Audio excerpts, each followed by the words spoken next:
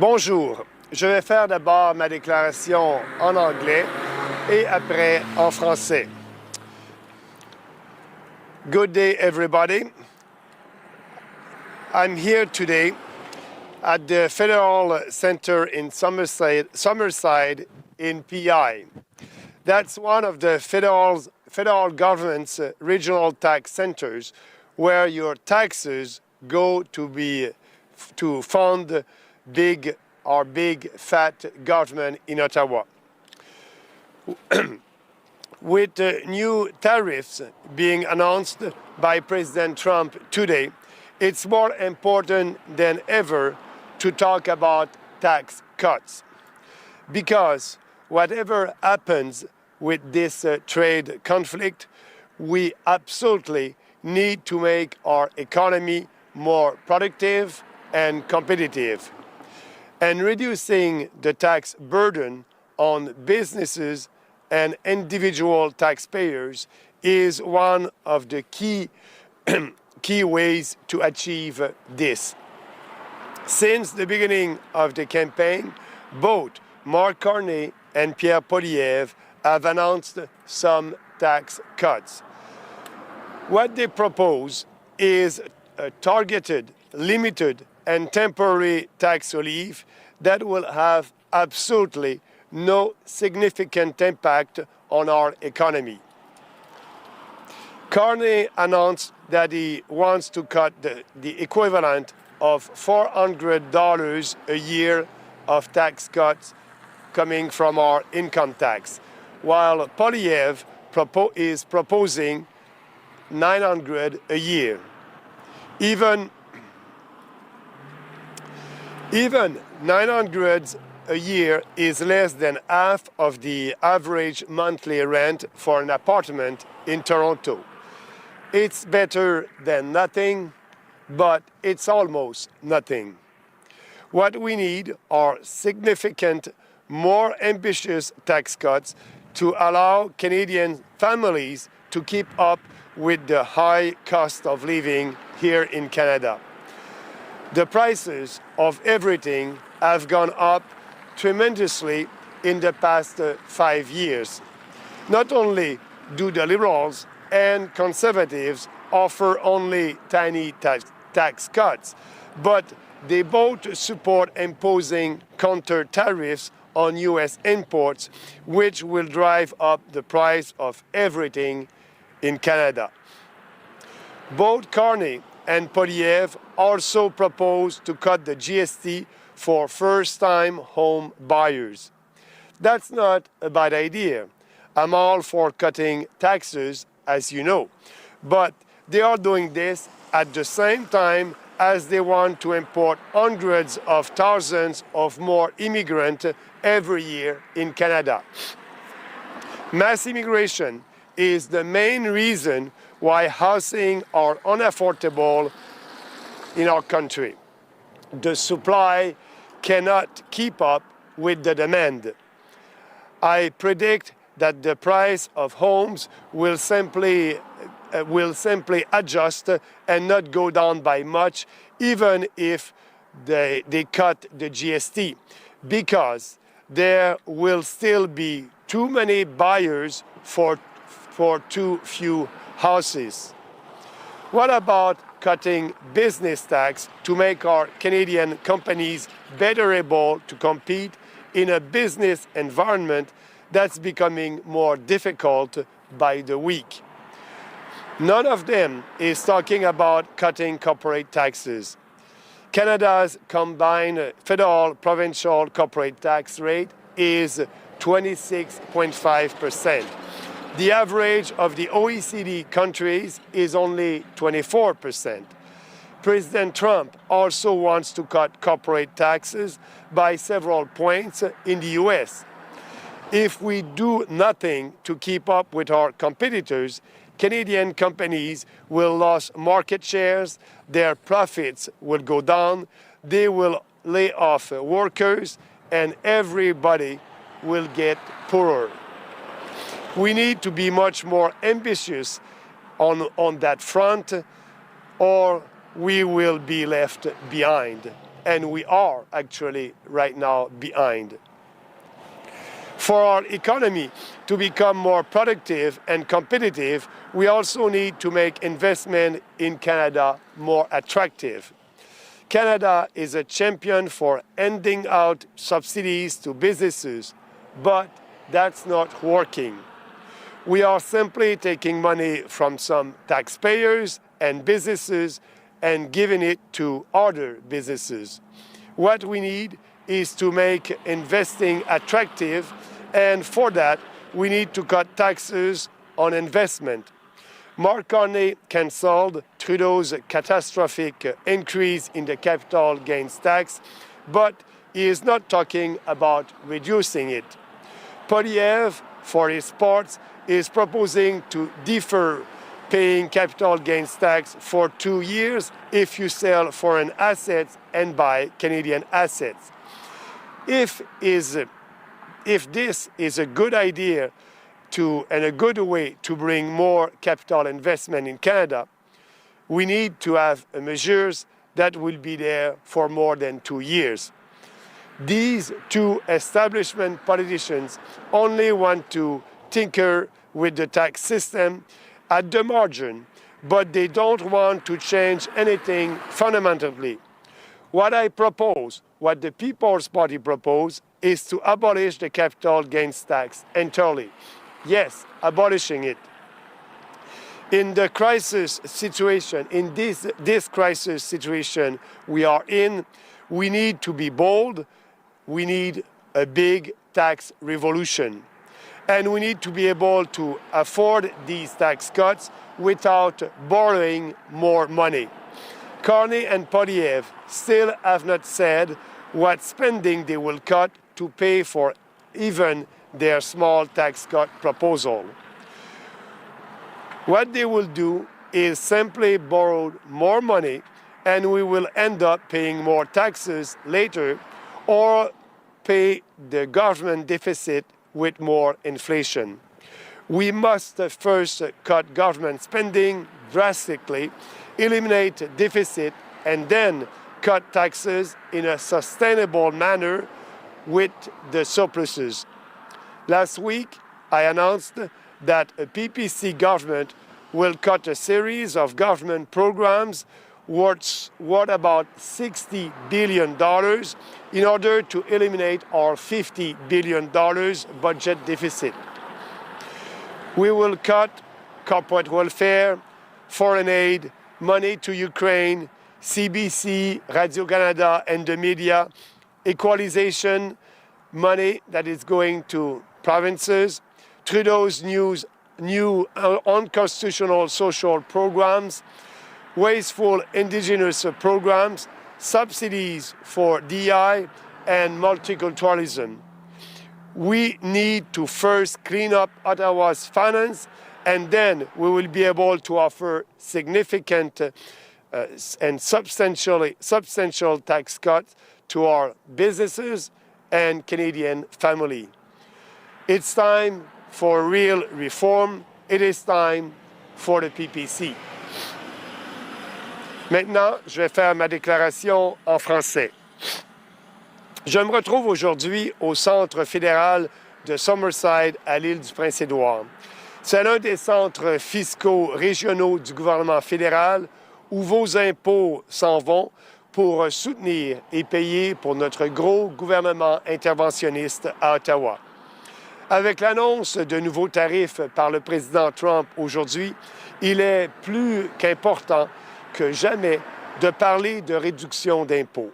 Parce que, quoi qu'il advienne avec ce conflit commercial, nous devons absolument rendre notre économie plus productive et compétitive.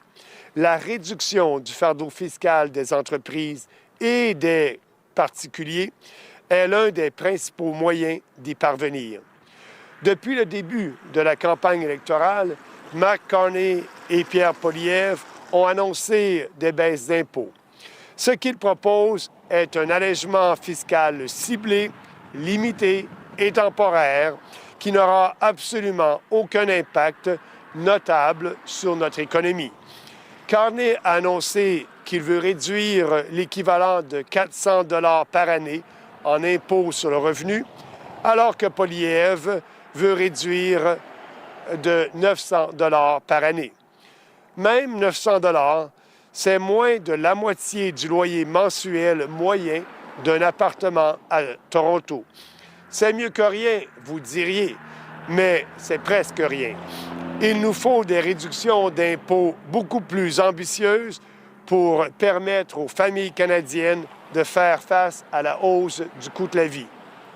Le prix de tous les biens et services ont énormément augmenté ces 5 dernières années.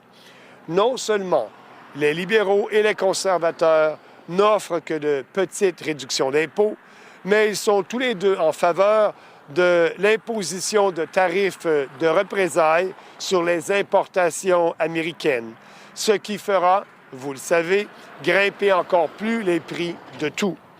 Carney et Poilievre proposent également de réduire la TPS pour les acheteurs d'une première maison. Ce n'est pas une mauvaise idée. Je suis tout à fait pour réduire les taxes, mais ils le font en même temps qu'ils veulent importer des centaines de milliers d'immigrants de plus chaque année. L'immigration de masse, on le sait, est la principale raison pour laquelle les maisons au Canada sont si inabordables. L'offre ne peut tout simplement pas suivre la demande. Je prédis que les prix des maisons s'ajusteront tout simplement et ne baisseront pas beaucoup, même si la réduction de la TPS est en vigueur, parce qu'il y aura encore beaucoup trop d'acheteurs pour trop peu de maisons disponibles. Qu'en est-il de la réduction des impôts des entreprises pour permettre à nos entreprises canadiennes d'être plus concurrentielles dans un environnement commercial qui devient de plus en plus difficile chaque semaine? Aucun des deux partis ne parle de réduire l'impôt des sociétés. Le taux combiné fédéral-provincial de l'impôt des sociétés est de 26,5 %. La moyenne des pays de l'OCDE, 24 %. Le président Trump veut également réduire l'impôt des sociétés américaines de plusieurs points aux États-Unis. Si nous ne suivons pas nos compétiteurs, nos concurrents, les entreprises canadiennes perdront des parts de marché, leurs profits baisseront, elles licencieront des travailleurs et tout le monde deviendra plus pauvre. Nous devons être beaucoup plus ambitieux sur ce front ou bien nous serons laissés pour compte. Pour que notre économie devienne plus productive et concurrentielle, nous devons aussi réduire les taxes et rendre les investissements au Canada plus attrayants. Le Canada est un champion de la distribution de subventions aux entreprises, mais on le sait, ça ne fonctionne pas. Nous prenons simplement de l'argent de certains contribuables et entreprises et nous le donnons à d'autres entreprises. Il nous faut rendre l'investissement attrayant et pour ce faire, réduire les impôts sur l'investissement. Mark Carney a annulé l'augmentation catastrophique de l'impôt sur le gain en capital de Trudeau, mais il ne parle pas de le réduire. Pierre Poilievre propose pour sa part de reporter de 2 ans le paiement de l'impôt sur le gain en capital si vous vendez des actifs étrangers et achetez des actifs canadiens. Si la réduction de l'impôt sur le gain en capital est une si bonne façon pour attirer des capitaux, alors pourquoi pas maintenir cette mesure pendant plus de 2 ans? Encore une fois, il est étonnant de voir à quel point ces deux politiciens de l'establishment manquent d'ambition. Ils ne veulent tout simplement pas faire de grandes réformes. Ils veulent fignoler avec le système fiscal à la marge, mais ne veulent rien changer de fondamental. Ce que je propose, c'est d'abolir complètement l'impôt sur le gain en capitaux. Abolir complètement cet impôt. Dans la situation de crise dans laquelle nous sommes, il faut être audacieux et faire une révolution fiscale. Et nous devons pouvoir nous permettre ces réductions d'impôts sans avoir à emprunter, sans avoir à augmenter le déficit. Carney et Poilievre n'ont toujours pas dit quelles dépenses ils vont réduire pour financer leurs petites propositions de réduction d'impôts. Ce qu'ils vont faire, c'est simplement emprunter davantage et nous finirons par payer plus d'impôts plus tard ou encore payer le déficit budgétaire directement par l'inflation. Il faut d'abord réduire les dépenses publiques de façon draconienne, éliminer le déficit et ensuite réduire les impôts de manière durable avec les surplus.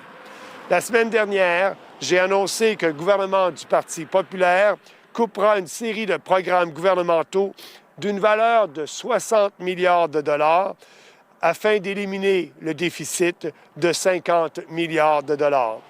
Nous allons éliminer les subventions aux entreprises, l'aide étrangère, l'argent pour l'Ukraine, l'argent pour Radio-Canada et CBC et les médias, la diminution des paiements de péréquation.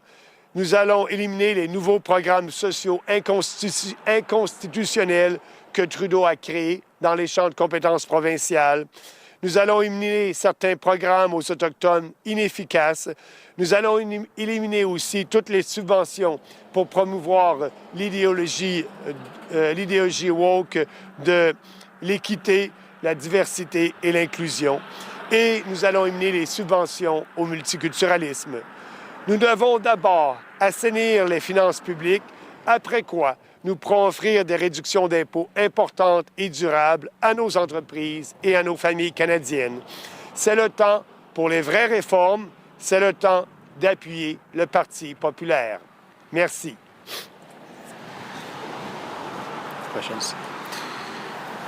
On va prendre des questions ici, en présence. Oui, allez-y.